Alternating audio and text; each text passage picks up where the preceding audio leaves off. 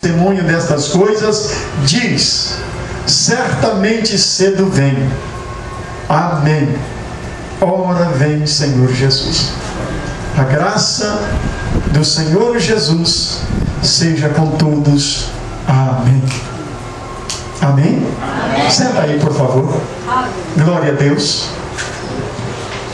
Estar no santuário de Deus, irmãos, é um privilégio que muitas pessoas ainda não conhecem.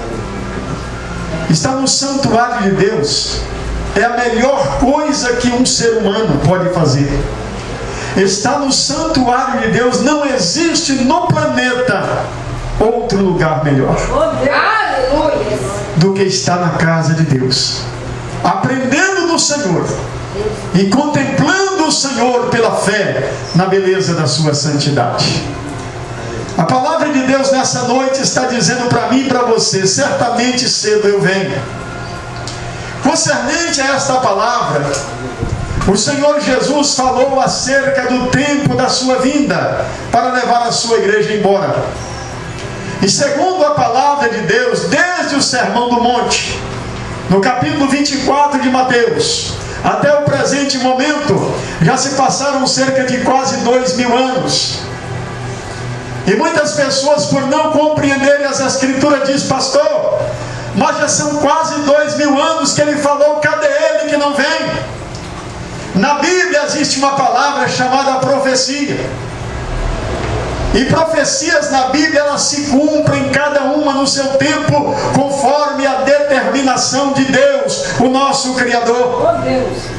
Quando Jesus esteve aqui pela primeira vez, ele disse: certamente eu voltarei e vos levarei para mim mesmo, João 14, para que onde eu estiver, vocês que têm aceitado, vocês que têm guardado a minha palavra, vocês que não têm negado o meu nome, estarão juntamente comigo naquele dia. E o Senhor falou esta palavra há muito tempo, e a Bíblia nos ensina que Ele nos deixou na sua palavra sinais que aconteceriam antes de chegar o precioso dia do arrebatamento da igreja. O que muitas pessoas hoje não estão percebendo é que esses sinais estão em total evidência em nossos dias. Um dos maiores sinais registrados na Bíblia antes do tempo do arrebatamento é o regresso de Israel para a sua terra. A Bíblia nos fala desde o princípio, Gênesis no capítulo 3, Gênesis no capítulo 12, a Bíblia fala que Israel seria espalhado um dia sobre toda a face da terra, para que através dele o nome de Deus fosse conhecido. Aleluia.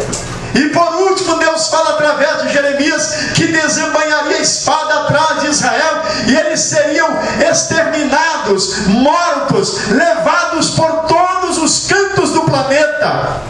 Mas o remanescente, Deus disse: um dia eu trarei vocês de volta a esta terra e os plantarei nesta terra, e dela nunca mais ninguém os tirará. Então houve sinais profetizados. Um dos maiores sinais profetizados acerca do regresso de Israel, como sinal da volta de Cristo para a terra prometida, está lá no livro de Ezequiel, no capítulo de número 37. Ezequiel estava ainda no exílio, quando o povo havia sido levado para fora de Israel, lá na escravidão. E diz a Bíblia que lá ele teve uma grande visão, a visão do vale de ossos secos. Muitas vezes, quando lemos esta palavra sobre o vale de ossos secos, nós não estamos compreendendo o que é que Deus está nos falando através daquela visão. Deus está dizendo ali que este vale de ossos secos representa a nação de Israel, que um dia seria dada como extinta sobre a face da terra. Aí o Senhor então olha para Ezequiel e pergunta: filho do homem, poderá viver esses ossos secos? Israel estava tão distante, tão longe da sua pátria, que era como um vale de ossos, que ninguém dava nada por eles. Desde o ano 49 até o ano de hoje, no presente dia, Israel tem sido caçado, expulsos das nações, têm sido mortos, assassinados, como aconteceu na época de Hitler. Cerca de 6 milhões de judeus foram simplesmente abatidos como animais, sem nenhum tipo de piedade. Isto é sinal do tempo de Jesus Cristo voltar. O profeta Isaías falou que naquele tempo do fim, Deus ia trazer o seu povo de volta para a sua terra, voando como asa de águia, voando como pomba. E o que foi o meio de transporte que levou eles de volta à nação? Aeronaves de toda a parte do planeta, fretado até mesmo pelo governo, voando, levando-os de volta para a sua pátria. Vivemos verdadeiramente o tempo do fim. O profeta Ezequiel então diz: Senhor, tu sabes. E Deus diz então: profetiza, filho do homem. Profetiza sobre esse vale de ossos secos, para que ele se torne um grande exército sobre a face deste vale. E então o profeta profetizou: assim diz o Senhor, vale de ossos secos, volte a viver, tenham vida e apoie sobre os seus pés. E de repente o que foi que ele ouviu? Desde o ano 1931, o vale de ossos secos começou a se mover. Era barulho de todos os lados. O Espírito entrou naquele vale e eles começaram a voltar de volta para a terra prometida. É a imigração de toda a parte do planeta. E hoje este vale não está mais de ossos secos. Deus já pôs tendões, Deus já pôs carne, Deus já pôs pele. Ainda está faltando uma profecia, o espírito de súplica e de clamor que Deus enviará sobre eles logo após o arrebatamento da igreja. E esse exército já se levantou. Hoje o país de Israel, que no ano de 1948, no dia 14 de maio de 1948, em uma assembleia presidida na ONU, eles foram então constatados como um Estado soberano, como uma nação hebraica, falando o idioma que havia sido perdido há cerca de 2000 anos. Poderá nascer uma terra num só dia? Isaías 66, versículo 8. Nascerá uma nação de uma só vez? Mas Sião esteve de parto, e antes que viesse as dores, ela deu à luz os seus filhos. Que dores, pastor? A grande tribulação. Mateus 24, versículo 21. E o tempo está chegando, e a igreja do Senhor Jesus, como muitos hoje têm pregado de uma forma errada, que a igreja é o Israel de Deus, e Israel de Deus continua a promessa de Abraão. E a igreja do Senhor Jesus, ela é o corpo de Cristo que tem a missão de anunciar o Evangelho. O que acontece em nossos dias? Acontece em nossos dias um perigo muito grande para os evangélicos. O que está acontecendo em nossos dias? Estão aí pregando um evangelho sem consistência. Estão pregando um evangelho barato, cheio de comércio. Estão pregando um evangelho sem peso, um evangelho sem compromisso, onde as pessoas não querem ficar comprometidas com Deus. Os crentes hoje não querem saber de servir a Deus. Quando sai da igreja, cada um senta-se diante do seu televisor para jogar lixo de novela dentro da sua vida. Meu Deus! Quantos que estão sendo envolvidos pela moda pecaminosa?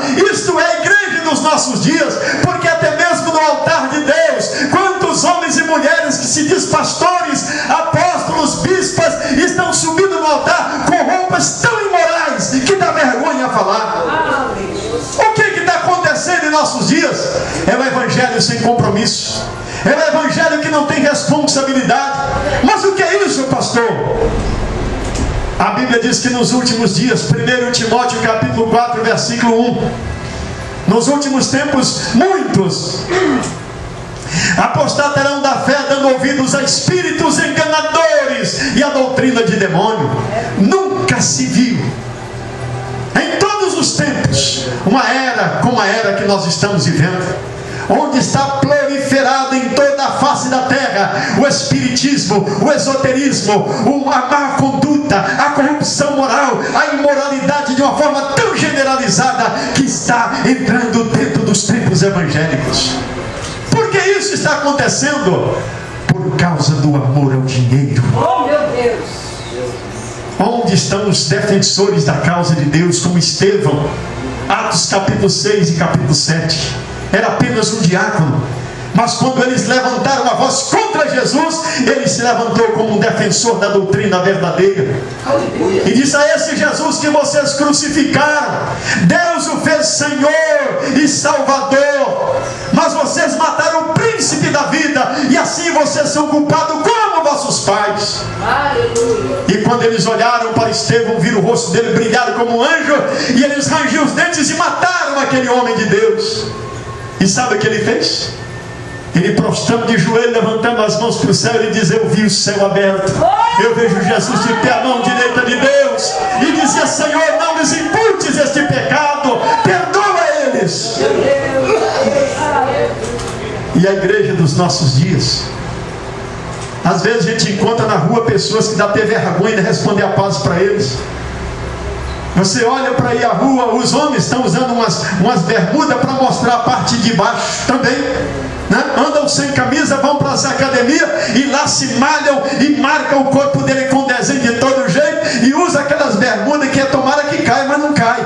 Aí fica apresentando a parte da peça íntima. Enquanto os homens usam desta maneira, as mulheres estão usando da mesma forma. Vão para as academias usando aquelas roupas imorais, mostrando o que e para quem. Aleluia! Enquanto a Bíblia diz: apresentai-vos a Deus como santos remidos no meio de uma geração perversa e incrédula. Como que o povo dos nossos dias está esperando a volta de Jesus Cristo? Glória a Deus. Aleluia. A Bíblia me fala em Mateus capítulo 24, versículo 32: olhai para a figueira. Figueira? Que figueira, pastor? É aquela que produz figo lá no fundo da minha casa? Não. Olhai para a figueira que a Bíblia fala é Israel. Israel é contado na Bíblia como uma oliveira, como uma figueira.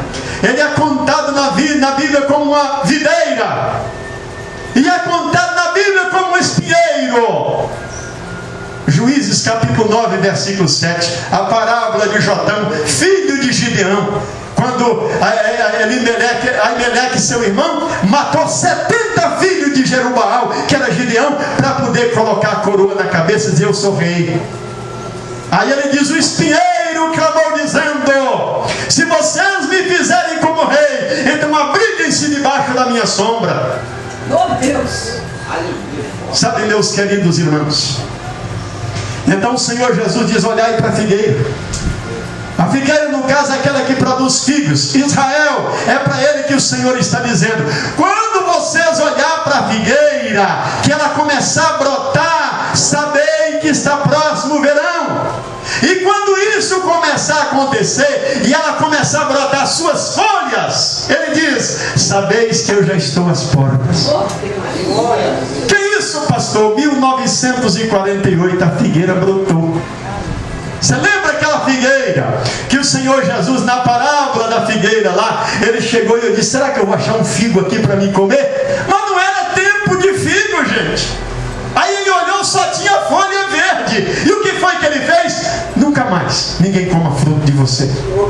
E foi embora com os discípulos. Aleluia. No dia seguinte, que eles passaram lá, disseram: Senhor, a figueira que o Senhor amaldiçoou, ela morreu. Mas na verdade ela não estava morta, foi eles que disseram. Aí Jesus então olhou e disse: se vocês tiverem fé, vocês poderão fazer muito mais do que isso. E foram embora. E de lá para cá passaram-se quase 2000 anos. Aquele que tira a vida, ele tem o poder para dar a vida. Aleluia. A figueira voltou a brotar. E ele diz: agora olhem para ela. Ela começou a brotar. Olhe para ela, porque nesta terra Israel é o relógio de Deus. Para quem? Para todo o planeta e muito mais para a igreja do Senhor Jesus. Aleluia. E quando nós olhamos para a figueira, o que é que nós estamos enxergando?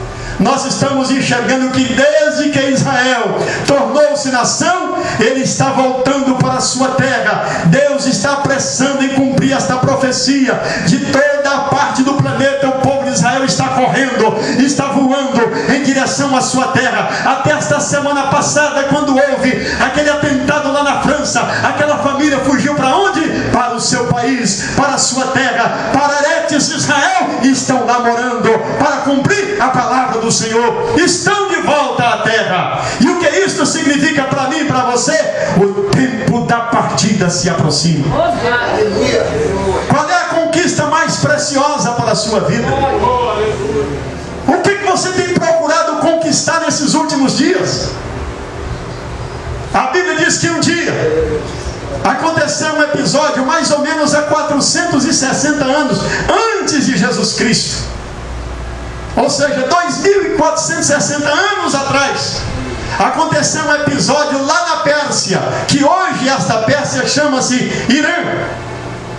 Hoje a antiga Pérsia, que escravizou os judeus, que matou os judeus, que usou Ramã na época de Mardoqueu, na época de Esther, queria exterminar o povo judeu. Esta mesma Pérsia hoje vive sobre a terra uma nação muito poderosa, com apenas um nome chamado Irã. Está lá, esperando apenas a oportunidade para atacar novamente a Israel. Naqueles dias, diz a Bíblia que levantou-se um homem na Pérsia chamado Ramã, ou Amã, como muitos falam. E ele era um príncipe muito poderoso. E chegou no coração dele um desejo de exterminar todos os judeus em 120 países onde Assuero, ou seja, era rei sobre todas aquelas nações. E então o rei assinou um decreto, dando ele o anel para selar que todos os judeus tinham que morrer. Mas Deus é o Deus que tem controle sobre a história da humanidade. Deus é o Deus que disse a Abraão: a tua descendência será o meu povo e eu serei o seu Deus. E Deus não faltou com a sua palavra. Foi naqueles dias que Deus levantou um homem chamado Mardoqueu, e levantou uma moça chamada Hadassah ou Esther, que é Esther na língua persa e Hadassah na língua hebraica. E ela, quando levantou, foi escolhida como rainha para ser a rainha naquele país. E um dia, quando Ramã estava com tudo preparado para matar os judeus, ele implicou com Mardoqueu, ou Mordecai, como diz. Ele se implicou querendo matar aquele homem depressa. Mas ocorreu um episódio dentro do palácio, que tinha 2 eunucos que queriam tirar a vida daquele rei. E então Mardoqueu teve conhecimento. E quando ele tomou conhecimento, ele chamou a Esther e disse: vai lá e fala para o rei que tem 2 eunucos aqui que quer lançar mão dele para matá-lo. E então foi examinado aquele caso e foi comprovado que era verdade. Os 2 eunucos foram enforcados.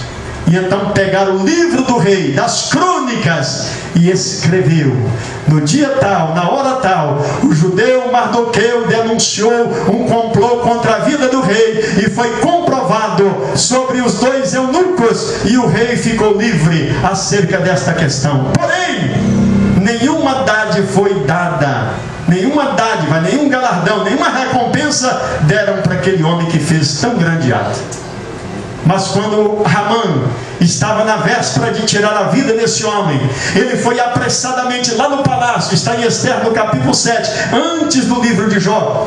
Então, quando ele entrou no palácio, o rei tinha perdido o sono naquela noite e mandou buscar o livro das crônicas para que ele lesse para ele alguma coisa. E quando chegou o eunuco e abriu o livro para ler para o rei, abriu exatamente na página que Mardoqueu havia denunciado o complô e livrado a vida daquele rei. E o rei perguntou: que foi que fizeram por este homem que salvou a minha vida? Qual foi a recompensa? Qual foi o galardão que deram para ele? E o eunuco disseram: meu senhor, não deram nada para esse homem.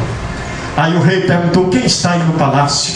Aí foi justamente quando Ramã chegava para pedir a morte de Mardoqueu. Aí disseram: Ramã, senhor. Disse: então mande ele entrar na minha presença agora. E quando Ramã vai entrando na presença do rei, o rei diz: Ramã, ele diz: fala, meu senhor, o que se dará ao homem cuja honra o rei se agrada? Ramã parou e pensou: quem é que lhe agrada mais do que eu? Coração exaltado. Os inimigos do povo de Deus às vezes exaltam o coração contra os servos do Senhor e caem na sua própria armadilha. Aí Ramã pensou consigo: quem que ele vai exaltar mais do que a mim? Então ele falou: olha, meu senhor, o homem de cuja honra o rei se agrada, coloque a roupa que o rei costuma vestir, coloque a capa que o rei costuma usar, coloque ele sobre a mula que o rei costuma montar, coloque a coroa na cabeça dele e pegue o maior príncipe do reino e vai proclamar diante deste homem, dizendo: assim se fará ao homem de cuja honra o rei se agrada. E quando ele acabou de dizer, o rei diz: Ramã, apressadamente vai e não deixe faltar nada do que você disse, e faça exatamente isso para com o judeu Mardoqueu. Oh, meu Deus! Imagine vocês agora, ele veio para matar a vida de Mardoqueu, e agora teve que botar Mardoqueu em cima da mula do rei, colocou a roupa do rei, a capa do rei, a coroa do rei, e pegou a rédea daquele animal e saiu por toda a fortaleza de Suzã, proclamando assim, dizendo: assim se fará ao homem de cuja honra o rei se agrada. Quando o povo olhava e disse: olha, não é o príncipe Ramã, é o judeu Mardoqueu com a coroa do rei na cabeça. O que aconteceu?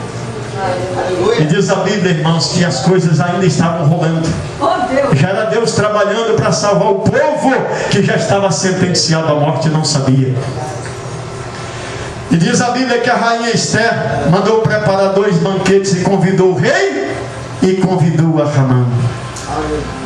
E quando chegou no primeiro banquete, você vai entender a petição que é tão valiosa diante de Deus. Quando chegou naquele banquete, depois que eles comeram, beberam, o rei então olhou para a rainha e disse: rainha, o que se pode fazer por ti? Qual é a tua petição? Até metade do meu reino, se você pedir, eu te darei. Já tem ideia do que é isso? Mais de 60 países, se ela pedisse, o rei daria na hora para ela. Aí a rainha disse: que seja, meu senhor, mas venha amanhã novamente com Ramã, o meu banquete, e eu então farei conforme a tua palavra.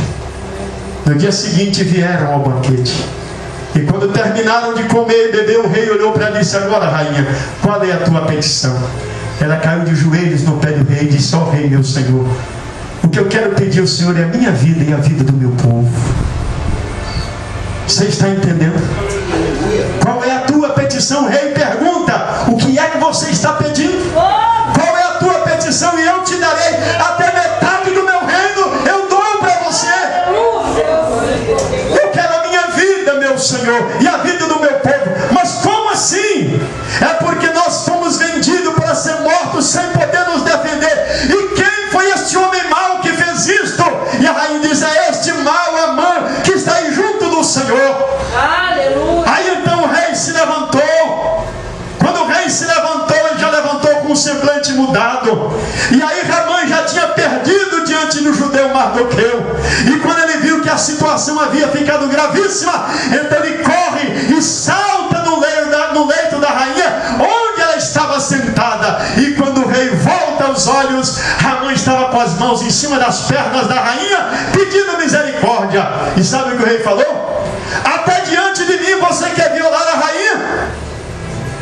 E quando os eunucos ouviram esta palavra, jogaram um pano sobre o rosto dele, cobriram o rosto de Amã, porque já estava sentenciado diante da palavra do rei.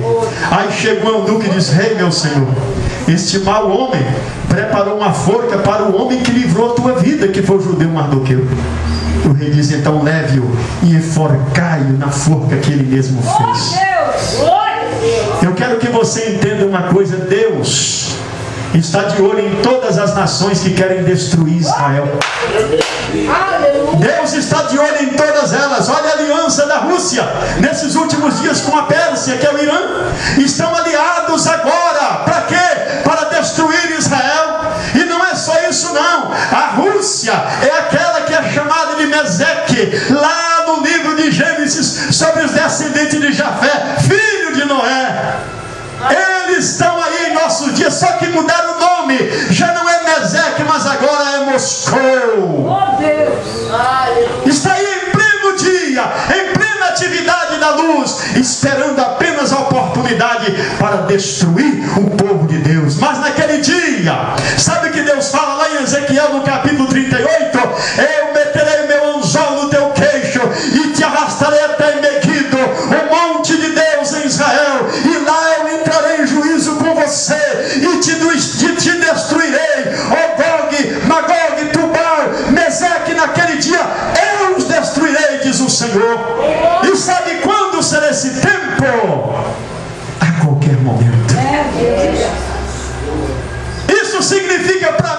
você que está na hora de ser crente de verdade.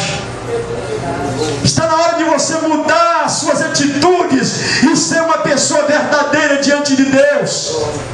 Chega de ser crente que não tem firmeza.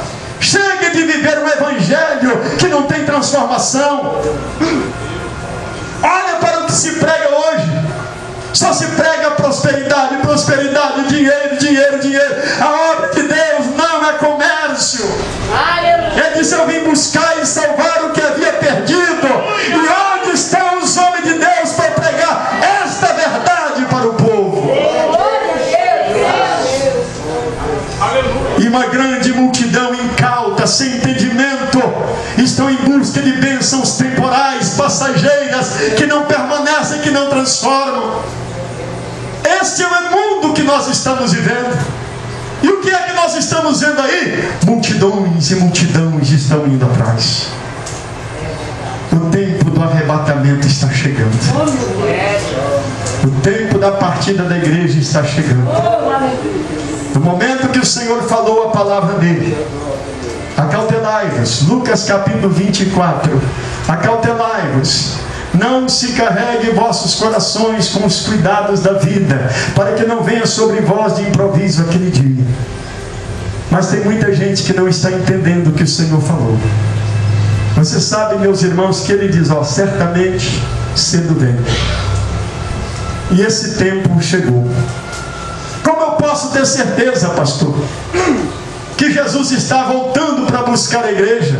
Olhe o que ele disse: levante os seus olhos, olhe para a figueira. Quando ela começa a brotar, você sabe que é verão. E quando essas coisas começarem a acontecer, saiba que ele já está às portas. E está chegando a hora. Uma coisa eu quero dizer para você, meu irmão, minha irmã: você está firme com Cristo? Fique mais. Você está em santidade na presença de Deus? Santifique-se mais ainda. Hoje você sabe que tem muita gente que não gosta de igreja. Por que que não gosta, pastor? Porque hoje existe um programa chamado Cristo em Casa. Mas o que isso quer dizer, Cristo em Casa? É onde ele chega ali dentro e diz: irmão, vai no mercado, compra um suco de uva, compra um copinho, compra um pão, e aqui na televisão e no rádio eu vou orar para você dentro da sua casa, e você vai tomar a ceia vai te curar, a ceia vai te libertar, a ceia vai te transformar. Isto é mentira. A ceia do Senhor é para discípulos que estão em comunhão. Mas por que isso está acontecendo hoje? 1 Coríntios capítulo 13. A Bíblia diz que o próprio Satanás se transfigura em anjo de luz. E não é muito que os seus ministros se transformem em ministros da justiça, o fim dos quais será conforme as suas obras. É isso que está acontecendo hoje.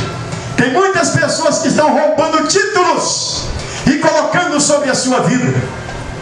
Ter título não significa que é ungido de Deus. Ungido de Deus é diferente. Ungido de Deus não está preocupado com as consequências que virão, porque ele sabe muito bem para quem ele trabalha, a quem ele serve e para onde ele vai. Só que hoje está tudo diferente. Hoje a glória tem que ser do homem, a honra é do homem, tudo é para o homem. E o que a Bíblia diz? Tudo isso passa, mas aquele que faz a vontade de Deus, esse permanece para sempre. Quanto ao arrebatamento da igreja, não há um dia específico da Bíblia para que o arrebatamento aconteça. Não há um dia específico. Uma coisa apenas o Senhor falou: eu voltarei e vos levarei para mim mesmo. Lá em Atos dos Apóstolos, o Senhor, quando subia e foi envolvido por uma nuvem, não é essa nuvem que você vê por aí não. Aquela nuvem que estava sobre Israel no deserto é aquela mesma nuvem que envolveu Jesus Cristo e o subiu. Diz a Bíblia que quando ele subia, 2 homens do céu desceu e olhou para os judeus e disse: varões galileus, por que estás olhando para o céu? Esse Jesus que foi recebido dentre vós em cima dos céus, há de vir assim como vós o vistes ir. Ele está voltando. Quando Jesus Cristo voltar e buscar a igreja dele e levá-la para o céu, ó irmão, se você faz parte da igreja, não saia. Se você tem um nome no livro da vida, permaneça com ele. Se você tem buscado a Deus, continue a buscar. Busque ao Senhor enquanto se pode achar. Não abra mão da tua salvação. Não venda a tua salvação por um prato de lentilha. Não troque a sua salvação por nada nesta vida, porque quando Jesus arrebatar a igreja, imediatamente vai começar na terra a grande tribulação, conforme Mateus capítulo 24, versículo 21. Quando a tribulação começar a acontecer, é o juízo de Deus sobre a sorte da humanidade, daqueles que não foram arrebatados, daqueles que estão lá em Israel, que não se converteram ao Senhor Jesus e faziam parte da igreja. Eles também ficarão para sofrer a grande tribulação, que a Bíblia diz que é o grande e terrível dia do Senhor, e a Bíblia diz que é a angústia de Jacó nesse período. Enquanto a igreja está no céu com Cristo, aqui na terra vai ocorrer a grande tribulação. Meus amados, quando a Bíblia diz que algo é grande, é muito grande. Nunca houve nem jamais haverá outra tribulação semelhante a esta. E na primeira parte da grande tribulação vai levantar-se o anticristo. E por falar nisso, já tem um homem dizendo que ele é Cristo. Vocês já ouviram isso? Tem um homem aí na terra que está juntando milhões de seguidores dizendo: eu sou Jesus Cristo, e diz que é a encarnação de Jesus. Lembra que o Senhor falou? Naqueles dias muitos dirão: eu sou Cristo. Você já está vendo esse sinal? Então fique firme. Fique firme. Não deixe as vaidades do mundo roubar a tua salvação. Ah, pastor, mas o que as pessoas vão dizer? Fale o que quiserem, mas quem morreu por você é mais importante. No período da grande tribulação, irmãos, muitas vezes você ouve alguém falando por aí. Não é ético nós mencionarmos nome de entidades ou igrejas, mas tem um grupo de pessoas que vem apregoando aí que nós somos o grupo dos 144 mil que vamos herdar a terra e governar com Cristo no milênio. Não estão entendendo o mistério. Lá no livro de Apocalipse, a Bíblia diz que esses 144 mil, Apocalipse capítulo 7, são 12 mil de cada uma das 12 tribos de Israel. Está especificamente claro. Só não entende quem não quiser entender. No período que Jesus esteve aqui, diz a Bíblia que ele chamou quantos homens para estar com ele? 12 homens. Só que agora ele vai chamar 12 vezes 12 mil. 144 mil judeus para serem missionários na época da grande tribulação. Estes homens nunca se contaminaram com nada nesta vida, e nem na sua boca se achou mentira. E não existe na terra homens como judeus que têm a mente tão aberta para compreender as Escrituras. E naquele tempo que a igreja for embora, o Espírito Santo não vai estar consolando mais a terra, mas porque Ele é Deus, Ele está em tudo quanto é parte, Ele vai estar sobre os 144 mil. E eles vão estar pregando, enquanto a tribulação cai na terra, eles estão anunciando: isto está acontecendo por causa da dureza dos vossos corações, porque vocês rejeitaram o príncipe da vida, ao Senhor Jesus Cristo, o Messias. Por isso o juízo veio, mas há uma esperança se vocês aceitarem a fé e serem transformados pelo poder de Deus. E só que o batismo deles será batizado no próprio sangue, assassinados pelo anticristo. E sabe o que foi que o apóstolo João viu naquela visão? Ele disse: Senhor, quem são esses que vêm de grande tribulação? São esses que lavaram as suas vestes no sangue do Cordeiro. Foi no período da grande tribulação que se converteram. Alguém diz: pastor, não haverá salvação na grande tribulação. Você está equivocado. Você precisa reler o livro de Apocalipse e as Escrituras, e Deus te abrirá o entendimento para você entender que Deus não tem prazer na morte do homem. O tempo da igreja está acabando. De 1948 para cá entramos na contagem regressiva. Você entende o que é isso? Contagem regressiva é contagem para um final. No ano de 1967, na Guerra dos 6 Dias, a Guerra do Yom Kippur, Israel conquistou a segunda parte de Jerusalém. E aí Jerusalém se unificou, tornando-se uma Jerusalém, a capital de Israel, a cidade do grande Deus, a capital eterna. E o que está faltando, pastor? Eu acredito que já não falta nada. Só está faltando a igreja ser arrebatada. De que lado você está? Se Cristo viesse hoje, como é a sua vida? Como tem sido as suas palavras? Você tem andado na verdade, ou você é alguém que mente, que fala palavrões, que xinga? Você que gosta tanto de violência, você que prefere as coisas do mundo do que de Deus? Quem tem sido você? Conquiste a sua vida. Foi isso que Esté fez. Se jogou diante do rei. Rei, quero a minha vida e a vida do meu povo. O que você quer? Deus te abençoe. Eu convido vocês para ficar de pé. Eu quero fazer uma breve oração.